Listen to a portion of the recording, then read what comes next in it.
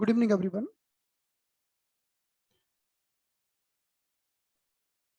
So, dear friend, today we are going to discuss how to do the treatment plannings for the pancreas. हम pancreas का treatment किस तरह से करेंगे, क्योंकि हम जानते हैं कि जब पैंक्रियाज की कमजोर हो जाता है तो डायबिटीज हो जाती है,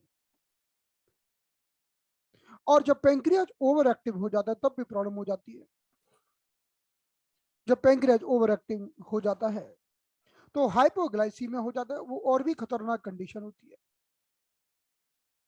So today we are going to learn that how to do the treatment plannings for the pancreas and how to treat the diabetes. So first we will learn the condition that is called hyperglycemia, or we tell it diabetes mellitus. तो हम पहली condition समझने वाले हैं जब व्यक्ति को hyperglycaemia हो जाता है या डायबिटीज मेलिटस हो जाता है, जिसे हम बोलते हैं डीएम। और स्पेशली हम समझने वाले हैं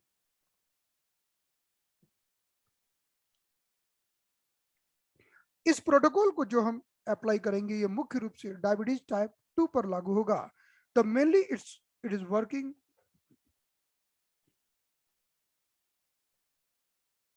for diabetes type 2, but even it will work slightly on the diabetes type 1.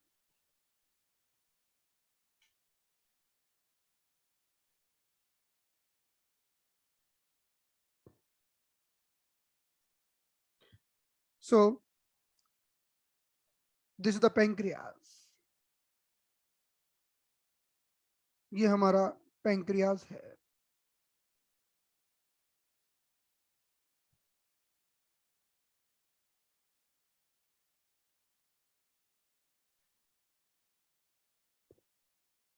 And this is the liver is located here, this is the liver।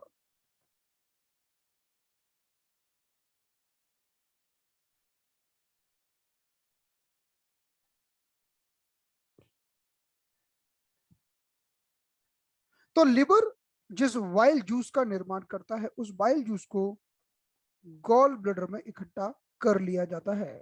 So liver is making the bile juice and it get collected in the gallbladder.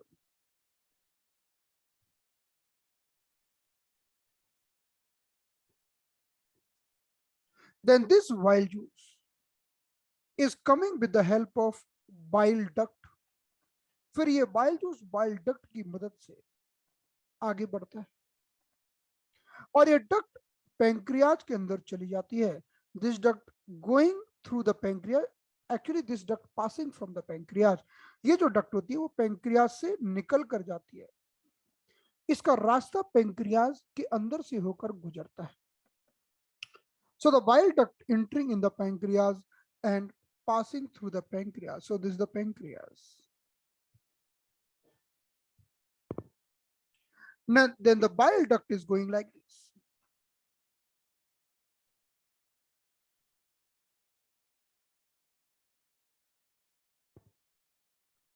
And finally,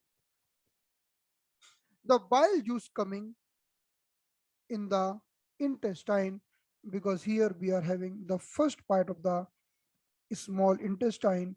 The name of this part is duodenum. So this duct is opening here.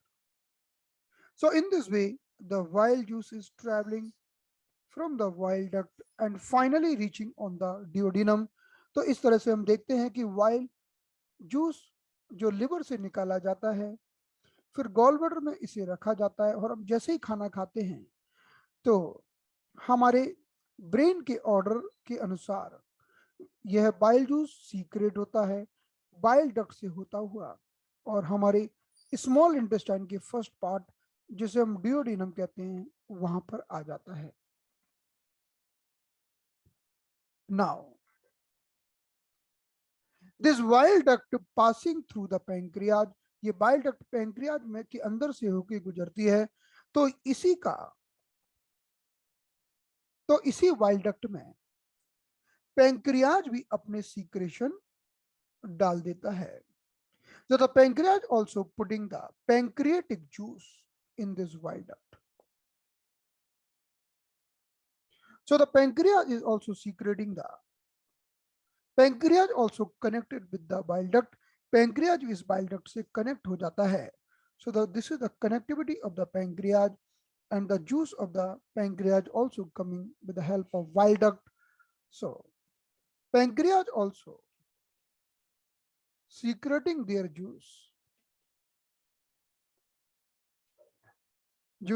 in the bile duct. तो pancreas के juice भी bile duct में आ जाते हैं और फिर एक common bile duct बन जाती है और बाद में आकर ड्यूओडेनम में खुलती है, यानी ड्यूओडेनम में बाइल जूस भी होता है और पैंक्रियाटिक जूस भी होता है. So there are two types of juice are coming in the duodenum. One is the bile juice, another is the pancreatic juice. अब पैंक्रियाटिक जूस में कई एंजाइम्स पाए जाते हैं जिन्हें हम कहते हैं LAT. There are many enzymes found in the pancreatic juice. LAT. L means lipase, A means amylase, and T means trypsin. तो इस पैंक्रियाटिक जूस में कई सारे एंजाइम्स पाए जाते हैं. लाइपेज का काम है फैट को डाइजेस्ट करना.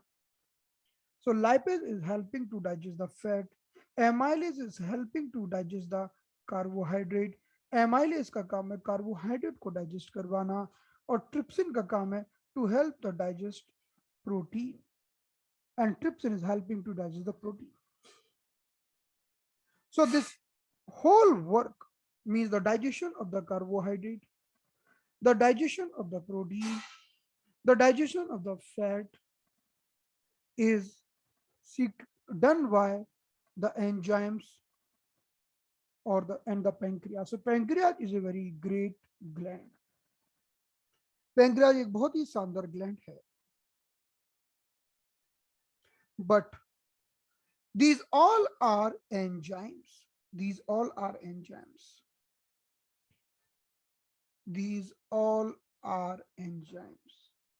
ये जितने भी हैं जिनकी हम बात कर रहे हैं ये सारे के सारे enzymes हैं और the enzymes are coming from the duct and they are coming from duct. हमने देखा कि लिवर के जूस वाइल डक्ट से आ रहा है और पैंक्रियाज के जूस भी फिर उसी में खुल जाते हैं. So they are coming with the help of duct.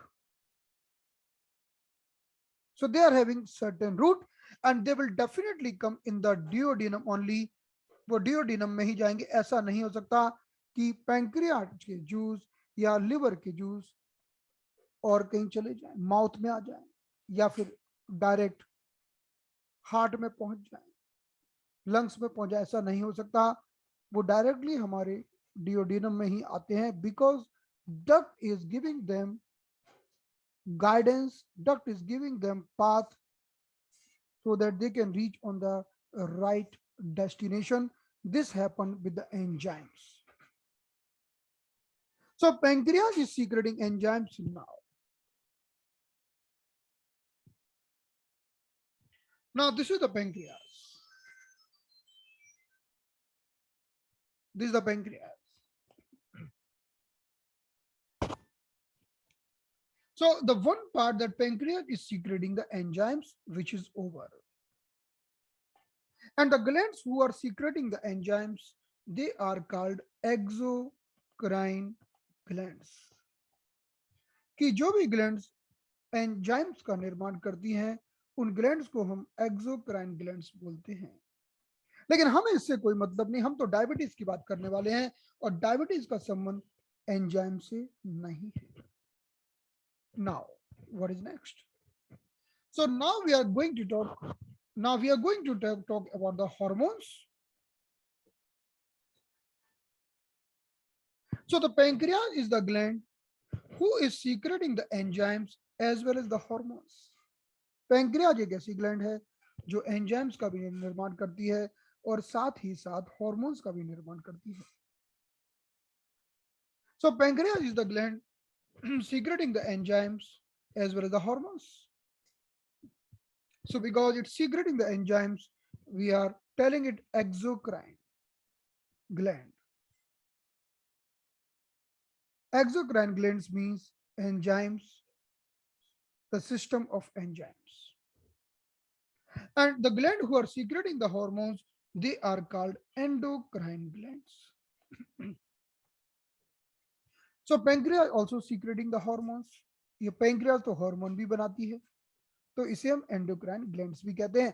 तो हमारे शरीर में पैंक्रियाज एक ऐसी ग्लैंड है जिसे मिक्स्ड ग्लैंड कहा जाता है, because it is secreting the enzymes as well as the hormones, so that pancreas is called mixed gland. Mixed gland means the meaning of mixed gland, the combination of exocrine and endocrine. Now we are coming to the endocrine part. अब हम endocrine part की बात करते हैं, क्योंकि endocrine part का मतलब है hormones. तो बात ये आती है कि जैसे एंजाइम एक डक्ट के माध्यम से पहुंचाए जा रहे थे डिओडिनम में, छोटी आंत के प्रथम भाग में, तो क्या हार्मोन्स का भी कुछ ऐसा ही रास्ता है? So no, hormones are not sent by any duct. Hormone को किसी भी डक्ट या नली से, पाइपलाइन से नहीं भेजा जाता है। सो endocrine system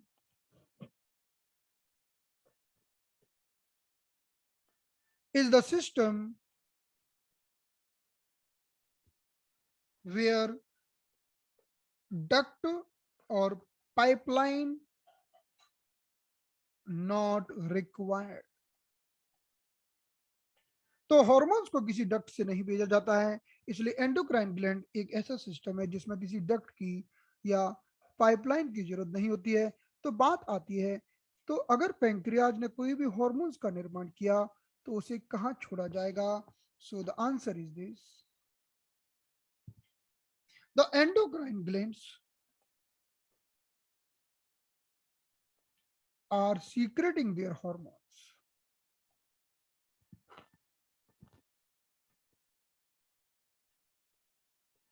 directly in blood. तो एंडोक्राइन ग्लैंड अपने हॉर्मोन्स को डायरेक्टली ब्लड में भेजते हैं। यही कारण है कि जैसे हम इंजेक्शन लगवाने जाते हैं तो इंट्रामस्कुलर लगता है, इंट्रावीनस लगता है, ब्लड में डाल दिया जाता है और ब्लड के माध्यम से वो सारे शरीर में घूमता है और जहां काम करना होगा उस टारगेट एरिया में काम करता है। So when we are taking the injections, the doctors are putting the injection on the muscles like intramuscular or in the blood vessels, intravenous, and because of the blood it's moving in whole body and working on the target area. तो उसी तरह से क्या रहता है कि endocrine glands का secretion direct blood में छोड़ दिया जाता है, और यही कारण है कि ब्लड के माध्यम से ये संपूर्ण शरीर में तुरंत काम करता है। That's why the hormones are working in whole body, anywhere, whole body, anywhere, as per target area, as per target area. तो हॉर्मोन्स कहीं भी काम कर सकते हैं। उदाहरण के लिए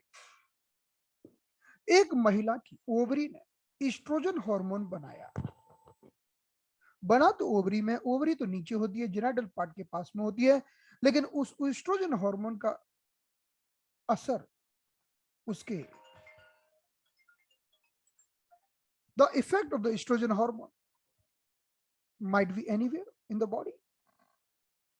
ईस्ट्रोजन का हार्मोन उसके ब्रेस्ट पर होगा, उसके मूड पर होगा, उसके बालों पर होगा, उसकी स्किन पर होगा, उसकी आंखों पर होगा, उसकी स्पीच पर होगा। So the hormones are secreted by the ovary, but it's working in whole body, working on the breast, working on the skin, working on the hairs, working in the speech.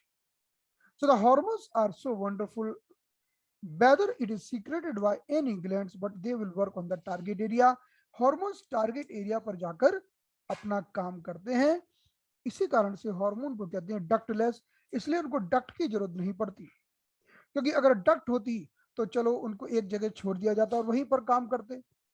तो hormones को कहीं भी ऐसी जगह नहीं छोड़ा जाता, intestine में नहीं छोड़ा जाता, उनको ब्लड में छोड़ा जाता है ताकि ब्लड के माध्यम से वो संपूर्ण शरीर में घूमे और कहीं भी काम कर सके। So hormones are secreted by the endocrine glands and moving through the blood around the body. Now, when we talk about the pancreas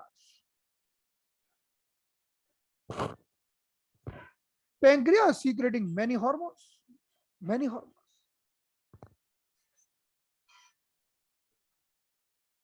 Because now I am telling you, pancreas is also endocrine glands.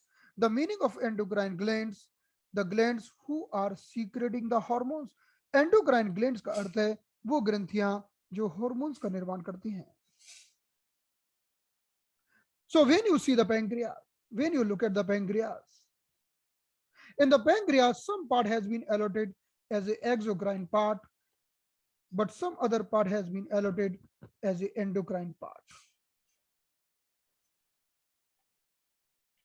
So the endocrine part will secrete the hormones and the exocrine part will secrete the enzymes. तो pancreas की कहानी है कि pancreas क्या करता है कि pancreas के अंदर कुछ एक्सोक्राइन सेल्स होते हैं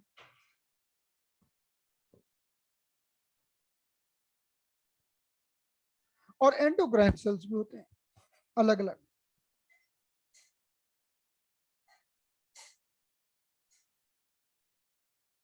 तो एक्सोक्राइन वाले एंजाइम बनाते हैं, एंडोक्राइन वाले हार्मोन्स बनाते हैं। So what hormones made by pancreas, हमारे पैंक्रियाज के माध्यम से किस हार्मोन का निर्माण किया जाता है? Let's see now. अब हम बात करेंगे कि पैंक्रियाज किस हार्मोन्स का निर्माण करता है। So let's see the endocrine parts of the pancreas. So in the pancreas, there are mainly three types of cells: alpha cell, beta cell, and delta cell. These all the three cells are hormonal cell. तो pancreas के अंदर तीन प्रकार की sales पाई जाती हैं। पहली alpha cells होती हैं, ये भी हार्मोन्स का निर्माण करती हैं। दूसरी बीटा सेल्स होती हैं, ये भी हार्मोन्स का निर्माण करती हैं। और तीसरी डेल्टा सेल्स होती हैं, ये भी हार्मोन्स का निर्माण करती हैं।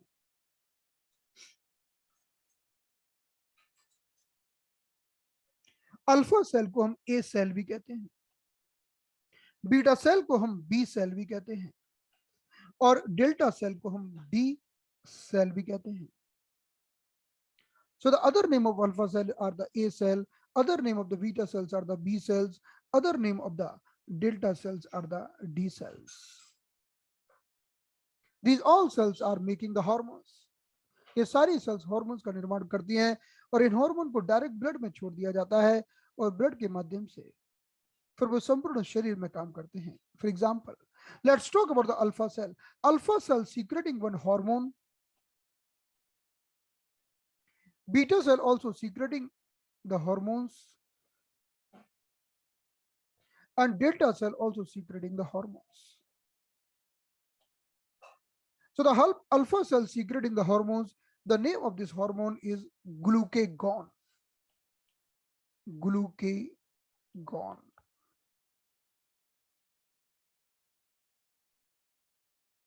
And the beta cell secreting the hormone, the name of this hormone is insulin.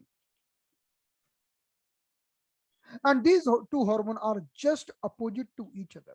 ये दोनों हार्मोन एक दूसरे को कंट्रोल करते हैं, मैनेज करते हैं। They are controlling each other, glucagon and the insulin. And the delta cell are secreting one hormone that is called somatostatin. somatostatin. So somatostatin is the hormone secreted by the D cell or the delta cells. So in this way, these are the three types of hormones secreted by the different parts of the pancreas, endocrine parts. तो जब भी हम pancreas के endocrine parts की बात करते हैं तो पेंक्रियाज के अलग अलग भागों से इन हार्मोन्स का निर्माण होता है। पेंक्रियाज के कुछ भागों से, जैसे पेंक्रियाज के अंदर कुछ सेल्स होती हैं जिन्हें हम अल्फा सेल कहते हैं, वो बनाती हैं ग्लूकेगॉन। कुछ सेल्स होती हैं जिन्हें हम बी सेल या बीटा सेल कहते हैं, जो बनाती है इंसुलिन। और पेंक्रियाज के अंदर कुछ सेल्स होती हैं जिन्हें हम डेल्टा सेल्स कहते हैं, और डेल्टा सेल्स बनाती हैं सोमेटोस्टेटिन। हाईएस्ट जो हार्मोन होता है वो होता है इंसुलिन, दैट इज 75%। और जो सबसे कम हार्मोन होता है वो होता है somatostatin, it is only 5%। And what is left? Glucagon, it is 20% in the pancreas. तो सबसे ज्यादा जो पेंक्रियास का नाम आता है वो किस लिए आता है? इंसुलिन के लिए। लेकिन पेंक्रियाज अकेला इंसुलिन नहीं बनाता, पेंक्रियाज इंसुलिन के साथ साथ ग्लूकेगॉन और सोमेटोस्टेटिन नाम के हार्मोन भी बनाता है।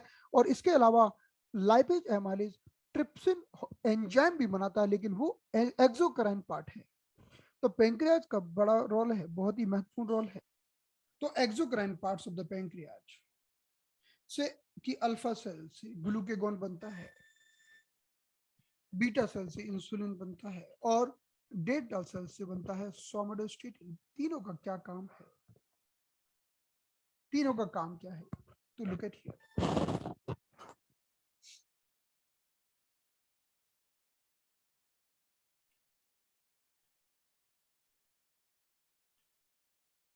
When you are eating the meal,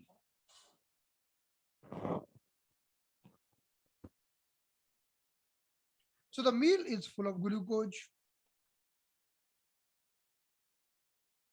and the glucose is high in your blood. आप जैसे ही खाना खाते हो, खाना आपके पेट में जाता है, पचने के बाद ब्लड में जाता है, और आपके ब्लड में ग्लूकोज का लेवल बढ़ जाता है। तो like before the meal,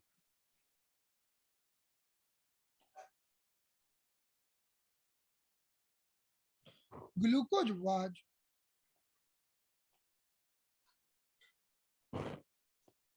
this much,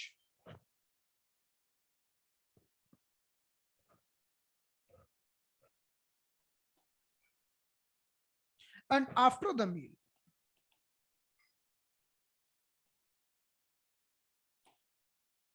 glucose was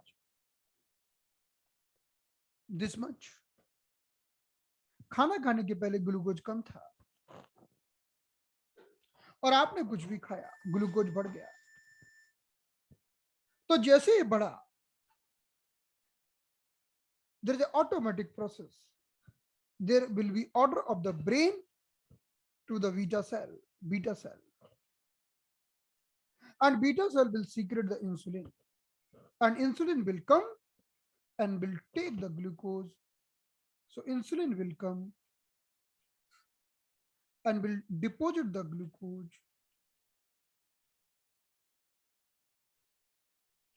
in certain areas of the body, like the liver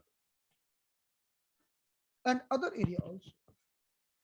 तो आपने खाने के माध्यम से जैसे ग्लूकोज का, आपने कुछ खाया और आपके ब्लड में ग्लूकोज पहुंचा, तो जो अतिरिक्त ग्लूकोज था, अभी जितना ब्लड में चाहिए उतना ठीक है, उसके अलावा जो भी ग्लूकोज होगा उसको इंसुलिन की मदद से डिपोजिट कर दिया गया। So insulin is the hormone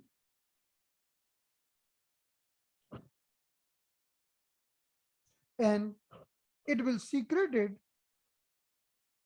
automatically if there is a more glucose. तो इंसुलिन एक ऐसा हार्मोन है जो अपने आप सीक्रेट हो जाएगा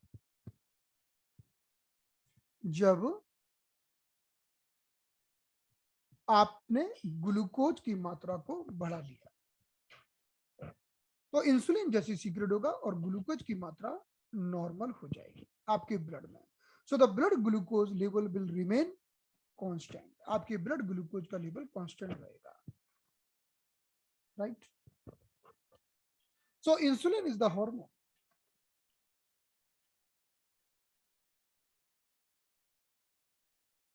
who is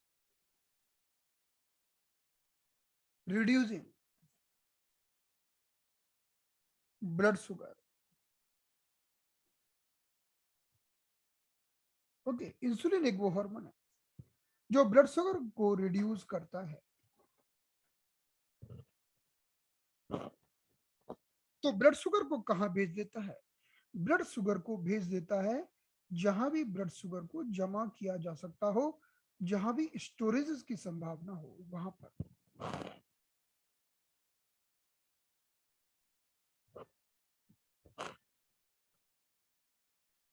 अब हम दूसरे हार्मोन की बात करते, अब हम दूसरी बात करते। So this is the glucose plus plus normal level.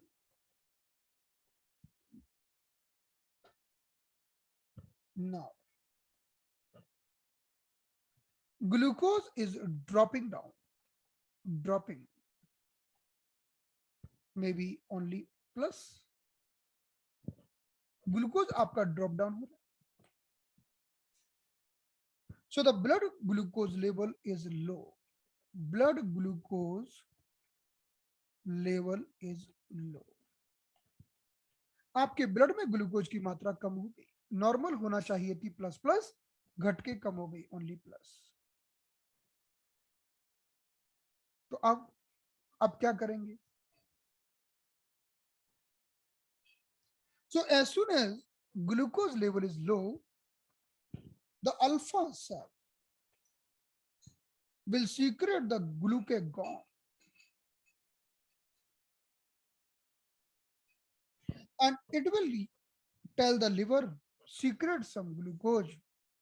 ये लिवर को कहेगा या फिर उन स्थानों को कहेगा जहां भी ग्लूकोज जमा है, बोलेगा kindly secrete, kindly secrete some glucose,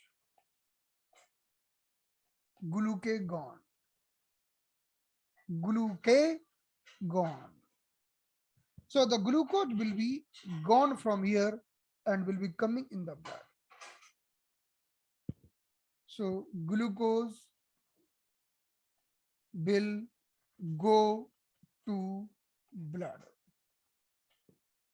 Okay, so the level of the glucose will be again plus plus, right? Means normal level।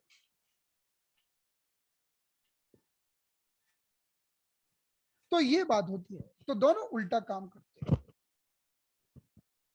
So in the normal language we can tell insulin is reducing sugar in blood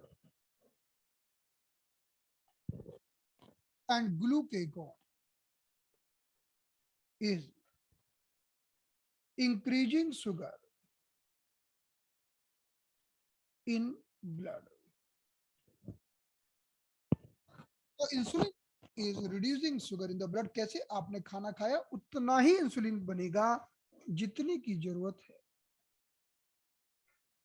तो ये दोनों antagonist हैं, these both are antagonist.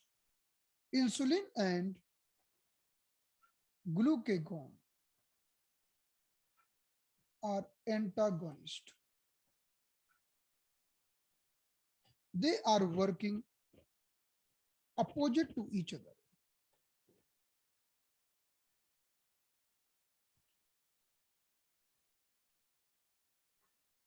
दोनों अपना उल्टा काम करते हैं और एक दूसरे के अपोजिट काम करते हैं। लेकिन मानो कभी कुछ गड़बड़ हो जाए। गड़बड़ किसी में भी हो सकता है, किसी के खाने पीने की गलत आदतों के कारण, लाइफ स्टाइल के कारण, कई प्रकार की वायरल बैक्टीरियल इन्फेक्शन, फीवर, इनके कारण अल्फा सेल और बीटा सेल डिस्टर्ब हो सकती है। आपका ब्रेन भी गलत मैसेज भेज सकता है। There might be possibility if the insulin and glucagon is not working in the right manner, there might be possibility. Maybe sometime there is a more secretion of insulin, and sometimes there is a more or less secretion of the insulin, sometimes more or less secretion of the glucagon. अगर ऐसा होगा तो क्या होगा? who will control who will control actions of both, means insulin and glucagon? Who will control the actions of both? So the answer is third hormone secreted by D cells. The name of that hormone is somatostatin.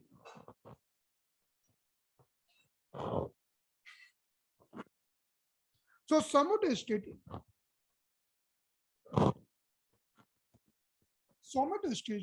is secreted by the delta cells. Somatostatin delta cells से secret होगा और दोनों के balance को बनाने में help करेगा, right? So in this way, all the hormones are working to balance each other. तो पैंक्रियाज में इतनी सुंदर व्यवस्था है कि एक हार्मोन जो काम करता है, दूसरा उसका अपोजिट और तीसरा इन सबको कंट्रोल करता है।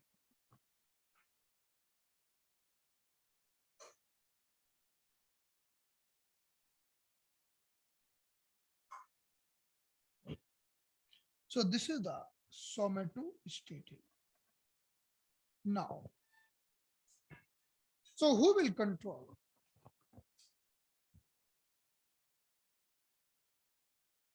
insulin and glucagon actions? Who will control the action of insulin and glucagon? So the answer,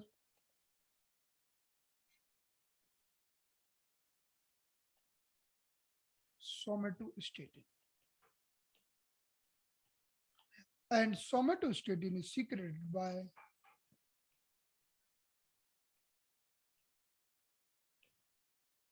somatostatin is secreted by delta cells of pancreas.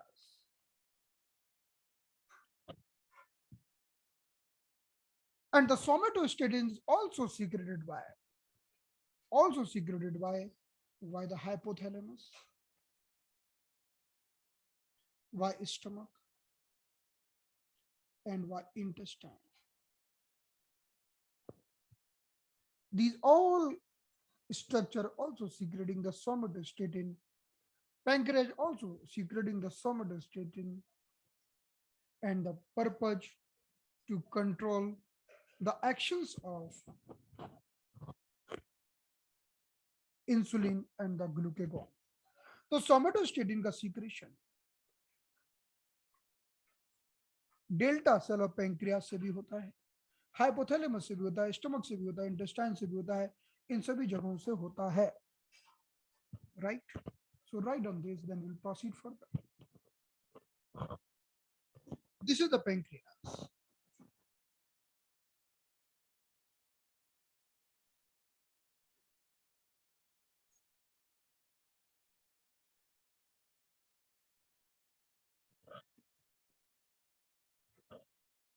In the pancreas, we have A cell, B cell, D cell. A cell means secreting alpha hormone.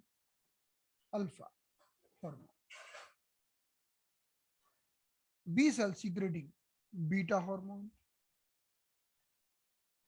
D cell secreting delta hormone.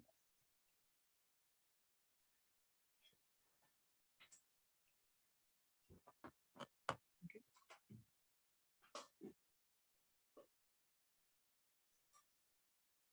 Sorry. A cell secreting not alpha hormone, glucagon hormone. A cell or the alpha cell secreting glucagon hormone.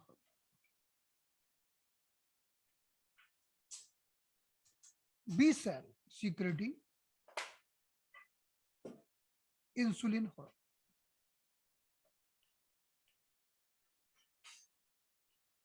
And the D cell or the delta cells are secreting somatostatin.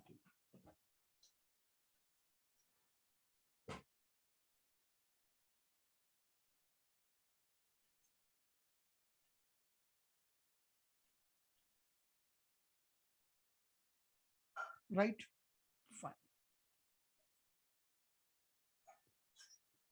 Now, अभी हम बात करते हैं B cell की. B cell की. Let's talk about the B cell.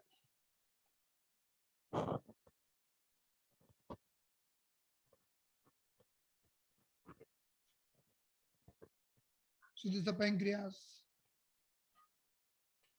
In the pancreas, there are isolates. There are a few cells like the isolates. जैसे हम किसी मालदीव या किसी द्वीप में घूमने जाते हैं तो समुद्र के बीच में छोटे छोटे द्वीप बने रहते हैं. उन्हीं द्वीप को हम आइसोलेट्स कहते हैं. So isolates means small isolates in between the ocean. In the same way, there is isolates found in the pancreas. These isolates has been seen by one scientist. The name of scientist is Langerhans. So the name of these isolates are called isolates of Langerhans. तो pancreas तो छोटे छोटे द्वीप के समान संरचनाएं पाई जाती हैं जिन्हें आइसोलेट कहते हैं. और इसकी खोज एक साइंटिस्ट ने की थी जिसका नाम था लैंगरहैंस. इसलिए इनको कहते हैं आइसोलेट ऑफ लैंगरहैंस. और इसी के ऊपर पाई जाती हैं beta cells. The beta cells found here only. And this beta cell secreting insulin hormone.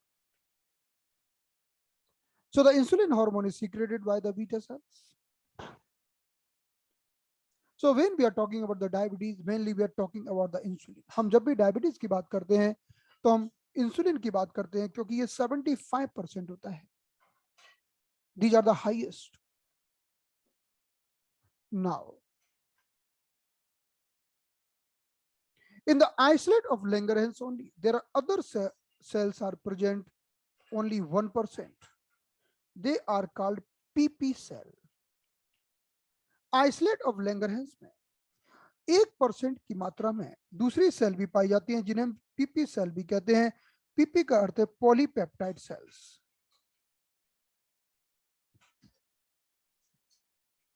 और ये हार्मोन बनाती हैं जिसे हम कहते हैं PP hormone.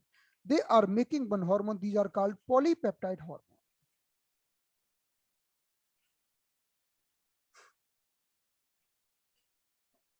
So in this way, now there are 4 hormones are in the pancreas. अब हमारे pancreas में 4 हार्मोन हो गए. Glucagon, insulin, somatostatin and PP hormone. What is the action of PP hormone? इसका काम क्या है? PP hormone is very much important because when you are eating the food, eating your food, eating your meal, and when you are full, when you are full,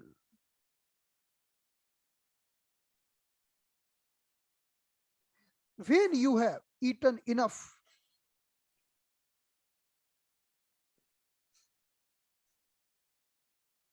as per your body need, कि जब आपने जितना खाना खाना था उतना खा लिया, आप एकदम फुल हो गए,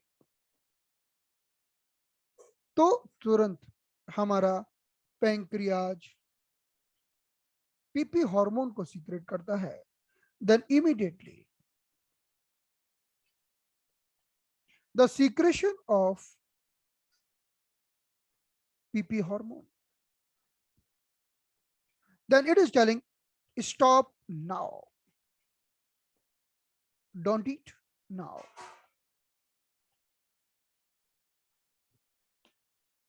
तो पीपी हार्मोन आपको सेटिस्फेक्शन दे देता है और कहता है अब खाना बंद करो। लेकिन जब किसी को डायबिटीज होती है तो वो ओवर ईटिंग कर सकता है और जरूरत के ना हो तब भी खा सकता है, उसको सेटिस्फेक्शन मिलना बंद हो जाता है और हंगर सेंटर उसका डिस्टर्ब हो जाता है। So the person suffering with the imbalance of the pancreas, imbalance of the beta cells, imbalance of the this Langerhans. So the Langerhans secreting this PP hormone, then person is not having control on the meal, और उस व्यक्ति का खाने पीने पर control नहीं रहता, over eating करता है, खाना पेट फुल होने के बाद भी खाता जाता है।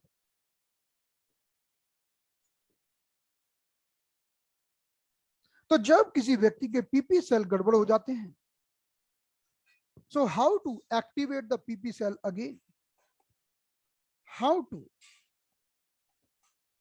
activate PP cell again? So the answer is fasting. Fasting will reactivate your PP cell. Fasting की मदद से आप अपने पीपी सेल को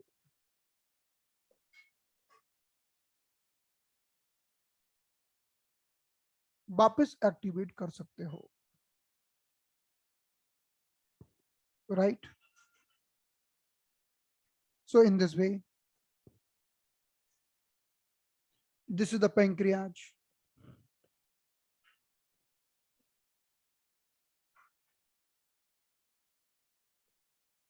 Can be divided in two parts.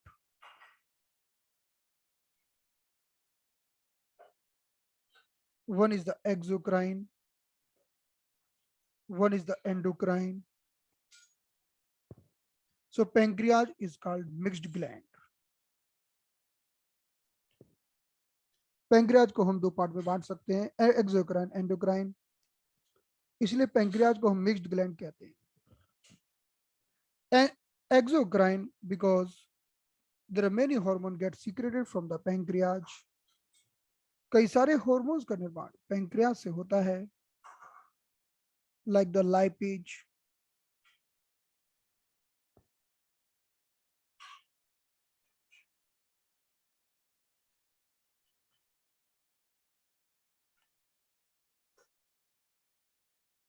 amylase,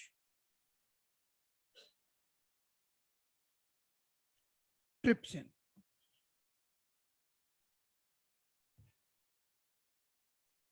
Lipase for the digestion of fat,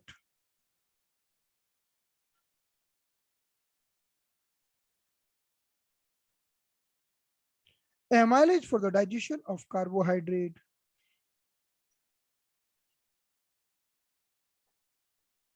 trypsin for the digestion of protein। और इसके अलावा pancreas के एंडोक्राइन पार्ट से भी कई सारे, तो ये इनको तो हमने कहा एंजाइम्स, ये सारे हो गए एंजाइम्स। ना अभी ना from the endocrine parts there are many hormones are secreted, one from the alpha cell, one from the beta cell, one from the delta cell and one from the PP cell। Alpha cell से जो hormone निकलता है इसका नाम है glucagon. Beta cell से जो hormone निकलता है इसका नाम है इंसुलिन। डेटा सेल से निकलने वाले हार्मोन को कहते हैं somatostatin.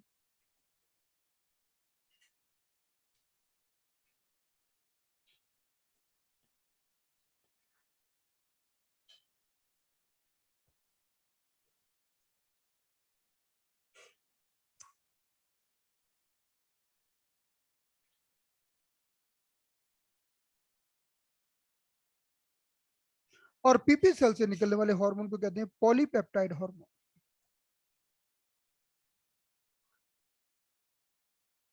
Right.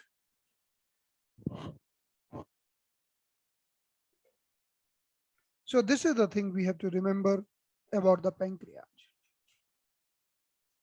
Everything is very much important. हर चीज बहुत महत्वपूर्ण है पैंक्रियाज के बारे में।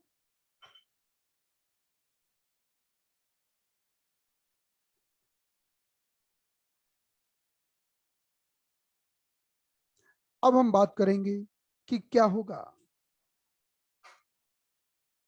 जब इंसुलिन का सीक्रेशन कम हो जाएगा और शुगर का लेवल बढ़ जाएगा। और फिर हम बात करेंगे क्या होगा जब शुगर का लेवल घट जाएगा, यानी हाइपोग्लाइसीमिया और हाइपरग्लाइसीमिया दोनों की बात अब हम करने वाले हैं। आप फास्ट किसी भी तरह का कर सकते हो, आजकल बहुत सारे फास्ट चलते हैं। There are 16 hour fasting, there are Monday fasting, fasting once in a week, fasting on the day of Ekadashi, fasting on the day of Roja. Like Hindus are doing fasting on the Ekadashi, or some day Muslims are doing on the Roja. You do fasting, just you have to do the fasting. But real fasting means sometimes we are doing the fasting, we are eating Ferrari chevda, sabudana khichdi, lots of kheer, drinking too much milk and fruits, and the night time we are feeling too much full. Don't do this types of fasting. Fasting means real fasting. Don't eat anything, but if you are not able to do, no problem. Take the juices, even you are not able to do that, you can take any one thing. Many person are doing fasting on the juice, like the citrus juice. Some person doing fasting on the watermelon juice. Some person doing fasting only just on the fruits. But if you're doing on the fruit, then don't take fruit milk. Okay. Many person doing fasting on the water milk. तो कोई छाछ मट्ठे पर करता है, कोई दूध पर करता है, कोई फलों पर करता है, कोई किशमिश के पानी पर करता है फास्टिंग। आप किसी भी एक चीज पर करो तो वो अच्छा है। हमने बहुत छोटे में फास्टिंग की है। फास्टिंग के दिन बड़ा मजा आता था, साबूदाने की खिचड़ी मिलती थी, खूब सारे फ्रूट मिलते थे, और फिर बोलते थे कुछ बाहर का भी खाना है तो कुछ फरारी अलग अलग प्रकार के चिवड़े मिलते थे। और गुजरात में तो लड़कियां गौरी व्रत करती हैं, और गौरी व्रत के समय सारे मार्केट भर जाते हैं फरारी आइटम से, है ना। फिर जाओ शॉपिंग करो, अब व्रत है तो सबके लिए फरारी वाली चीजें लेके आओ, है ना। So there is no fasting. The fasting shouldn't be like this. We should do the real fasting. Whether you do for 16 hours. 16 hours means रात को 8 बजे खाना खा लिया, फिर 16 घंटे तक कुछ ना खाओ, पानी पी सकते हो, फिर अपना नॉर्मल खाना खाओ। तो 16 घंटे की जो फास्टिंग है उसमें भी आपका appetite centre, hunger centre, satisfactory centre, PP cell सारे अच्छे बने रहेंगे। राइट। तो आज के लिए इतना ही काफी है, क्योंकि अब हम हाइपोग्लाइसीमिया तो खत्म कर नहीं पाएंगे, आज हम हाइपरग्लाइसीमिया खत्म नहीं कर पाएंगे। अब हम डायबिटीज का ट्रीटमेंट और इसके प्रोटोकॉल का डिस्कशन अब हम कल करेंगे, ठीक है। तो आज की क्लास को यहाँ पर हम समाप्त करते हैं, अब हम मिलेंगे कल। बोलिए सर, फर्स्ट पेज और सेकंड पेज बताइए ना प्लीज। क्या? फर्स्ट पेज और सेकंड पेज किस चीज की फर्स्ट पेज सेकंड पेज? आज की क्लास का first page. First page okay, बताया तो था। नहीं बताया सर, मिस हो गया था सर।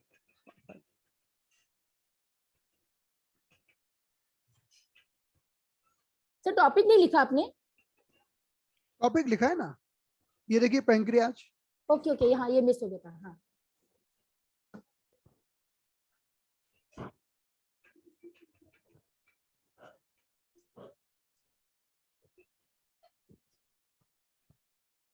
Okay done. हाँ, बस बस डन, थैंक यू सर। चलिए चंद्रकांत जी, यस प्लीज।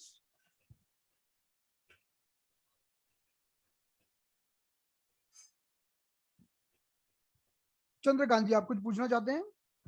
हाँ सर। जी बताइए। सर अभी मिसेस एडमिट है हॉस्पिटल में। हाँ सीजर के बताया उन्होंने। जी, तो क्या अभी कुछ लास्ट टाइम पे कुछ पॉइंट लगा सकते हैं? आपकी बात समझ में नहीं आ रही मुझे, क्या बोल रहे हैं आप? हेलो। आपने कुछ बोल के अपने आप को म्यूट कर लिया, आपकी बात ही समझ में नहीं आई, क्या क्या बोले आप? आपने कहा कि कोई पेशेंट एडमिट है, मुझे व्हाट्सअप करिए, व्हाट्सअप करिए। और दूसरी बात है कि हमको जब हमारी कोई क्लास चलती है तो हमें टॉपिक से रिलेटेड क्वेश्चन करना है ना, उसमें। और रैंडम क्वेश्चंस के लिए अलग से कुछ अलग से प्लान करना होगा। अभी हमारे दिमाग में पैंक्रियाज घूम रहा है ना, पैंक्रियाज। अगर आपके कोई पेशेंट सीरियस है तो आप मैसेज करिए, है ना।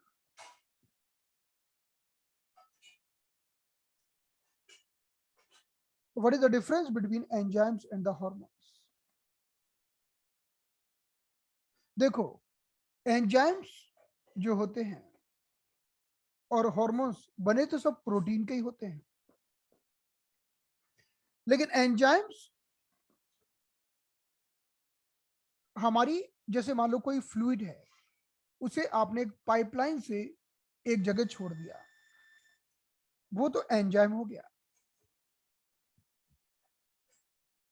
लेकिन जब आपने उसी प्रोटीन को डायरेक्ट ब्लड में छोड़ दिया, डायरेक्ट ब्लड में, क्योंकि कोई पाइपलाइन नहीं है आपके पास। जैसे किसी को सांप ने काटा, किसी व्यक्ति को सांप ने काटा, तो सांप का जहर वो डायरेक्ट ब्लड में जाता है और ब्लड के माध्यम से पूरे शरीर में पहुंच जाता है, और व्यक्ति की मृत्यु लिवर फेलर से और किडनी फेलर से हो जाती है। तो काटा उसने कहीं और फेलर हुआ लिवर का, किडनी का। इसी प्रकार से जब कोई व्यक्ति किसी भी चीज को ले, लेकिन वो चीज ब्लड में पहुंच जाए डायरेक्टली, और ब्लड के माध्यम से वो तेजी से पूरी बॉडी में रोटेट होने लग जाए,